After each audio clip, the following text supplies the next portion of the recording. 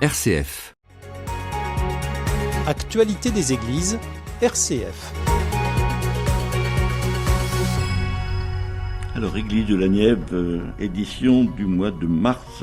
Alors, quand on ouvre, on tombe d'abord sur l'éditorial du Père Braque de la Perrière, intitulé « En quarantaine ». C'est bien d'actualité. Il termine par dire « Le carême est donc une occasion favorable pour détecter nos virus personnels et collectifs, les isoler et les détruire. » Oh, c'est beau ça. Voilà, à lire. Ah oui, Absolument, à lire, c'est une belle idée. Après, on rentre dans les comptes rendus qui donnent compte de la vitalité du diocèse. Alors, il y a d'abord une page consacrée au CCFD Terre Solidaire, des propositions pour l'animation du temps de carême et généralement l'animation du 5e dimanche de carême. Voilà. Et puis, il y a l'annonce du livret de carême qui a dû être distribué le mercredi décembre ou le premier dimanche de carême. Alors, je reprends. Si certains d'entre vous ne l'ont pas, vous pouvez le réclamer aussi à la maison du diocèse. Une page entière pour rendre compte des célébrations œcuméniques, donc à Cône, les deux autres à Nevers. Le titre qui a été retenu, c'est une des phrases de présentation du thème de ces célébrations œcuméniques. Les bateaux avancent quand tous rament ensemble. Ensuite, nous avons un article sur le renouveau du dialogue judéo-chrétien. Alors, il y a des rencontres régulières avec Dan Krachman et puis catholiques, protestants, voilà. Et la prochaine rencontre aura lieu le 22 mars à 16h30. Donc c'est un temps de regard croisé sur un passage biblique, particulièrement la Genèse. Et puis nous terminons par un temps de prière, Lectio Divina. Ensuite, il y a un compte-rendu d'une initiative missionnaire, évangélisation de rue, qui était organisée par le chemin néo-catéchuménal le 1er février. Dans les brèves, il y a un petit compte-rendu avec photo de la rencontre diacre et évêque. C'est une rencontre qui a lieu régulièrement, donc de temps en temps on met un petit compte-rendu. Également un temps de rencontre de l'Action catholique ouvrière, puis proposé par Alliance Vita, protection de la vie et dignité de la personne humaine. La page suivante est consacrée au catéchuménat parce qu'il y a eu un temps de rencontre des accompagnateurs et le père évêque est intervenu pour parler particulièrement du sacrement de l'Eucharistie. Dans la préparation au baptême, pour les catéchumènes, on risque un peu d'oublier que dans la même célébration, il y a l'entrée aussi dans la démarche de la première communion, voilà, l'entrée en Eucharistie. La page suivante, c'est un compte-rendu sur le festival Bernadette, intitulé Une grande réussite. C'était très très varié, d'ailleurs l'édition a été bouclée avant que se termine ce festival. Mais il y a eu entre autres, et très apprécié, le témoignage de sœur Bernadette Moriot, la dernière miraculée de Lourdes. Et puis un très beau spectacle sur Sainte-Hildegarde. Voilà aussi, oui, il y a eu les petits chanteurs de la Croix-de-Bois. Les petits chanteurs à la Croix-de-Bois, oui, c'était très riche. Très riche cette année. La page suivante, il y a la rubrique rencontre et cette fois-ci, il nous est présenté Christophe Urbain, qui est le directeur de l'EHPAD La Providence à Varennes-Bourg. À côté, il y a une petite nécrologie sur le père Joseph Sautreau, qui est décédé le 26 janvier, et les obsèques ont été célébrées à Pouilly le 30 janvier. Sacré personnage. Sacré personnage, nous dit le pasteur Amos. Une église pleine et très reconnaissante pour le ministère de Joseph. Il y a une très belle photo qui nous a été donnée là. Ensuite, des rencontres qui ont eu lieu. Donc une des rencontres des curés et vicaires, une rencontre trimestrielle, intitulée « La réforme des paroisses, encore et toujours ». Je pense qu'on pourra faire des copier-coller pour les articles suivants. Oui, c'est ça. Encore et encore. Voilà. C'est encore de ça dont il s'agit. Donc on faisait un peu le point depuis le 1er septembre où se mettaient en place les nouvelles paroisses. Il y a encore beaucoup de choses à faire pour mettre en place les équipes d'animation pastorale, etc.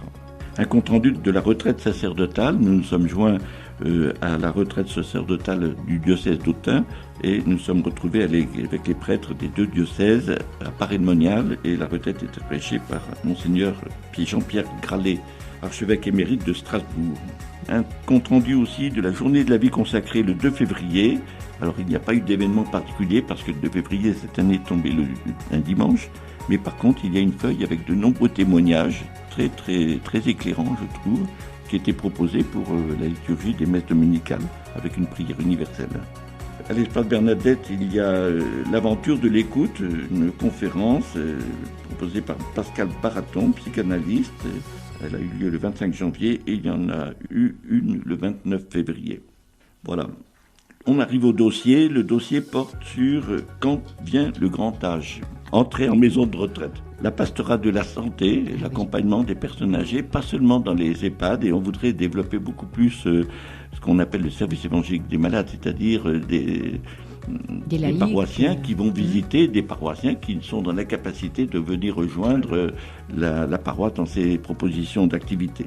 Ensuite, bien sûr, le fait de porter la communion aux malades, et puis un mot aussi sur le sacrement des malades. Voilà, un dossier très très riche de témoignages, comment par exemple garder les personnes âgées ouvertes à la vie locale, particulièrement en EHPAD. Comment faire en sorte que l'EHPAD ne soit pas un lieu d'isolement de la vie courante. La page suivante, c'est l'agenda, donc il y a toutes les dates du mois de mars.